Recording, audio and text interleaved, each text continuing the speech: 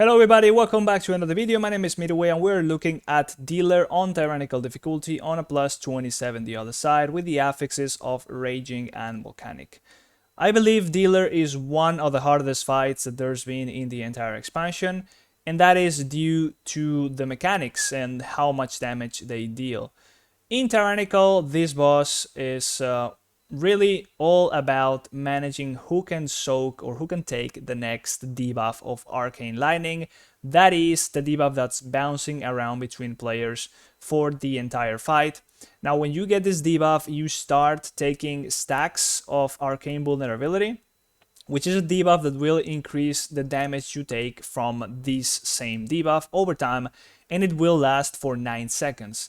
Now you do not want to ever get the bouncing debuff, the Arcane Lightning, coming to you again before you get rid of the stacks of Arcane Vulnerability. So therefore, the fight is really all about managing who can take the next jump of the Arcane Lightning with some sort of personal, because it does a lot of damage.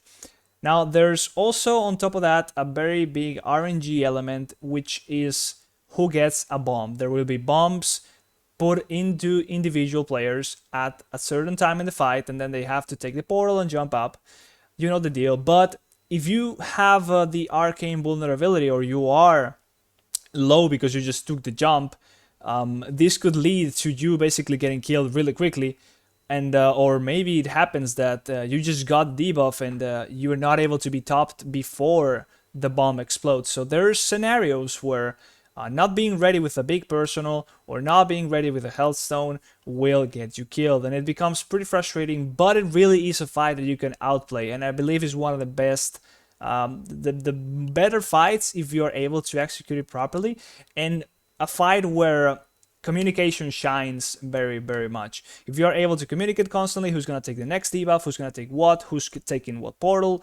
If you're spread out before the portals come down, so you do not have overlapping portals from melee, it will go a long way, because you can then avoid people yoinking other people's portals and stuff. So as a Holy Paladin, there's nothing really that special. In fact, I do believe Holy Paladins is one of the best specs for this fight, because the nature of our healing and how good it is to top up an individual player whenever they're low, of course, but by like the spot healing for Holy Paladin is very strong. That's what I'm trying to get at, and I do believe that it can shine greatly whenever the damage in this fight is really all about that burst that can happen on some individual. And really, the AoE damage should never be a problem. People will take damage here and there. The debuffs will happen, and that's really unavoidable. But it just comes down to keeping up with who gets the debuff, who gets the jump on them from the Arcane Lightning, and just keeping up with that whole cycle of things. You can see the HPS going on. It's about 13k, which for a Tyrannical boss of this magnitude, that is it is high, but it's not the highest. Like you have bosses that will require way more than that.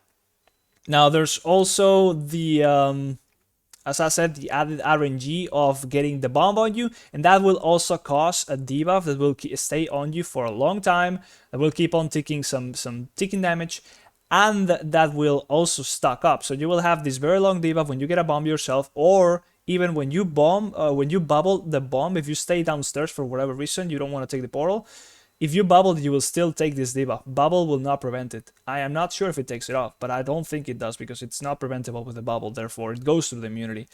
If you get various stacks of this debuff, you will take ticking damage that will ramp up. Of course, you get more stacks.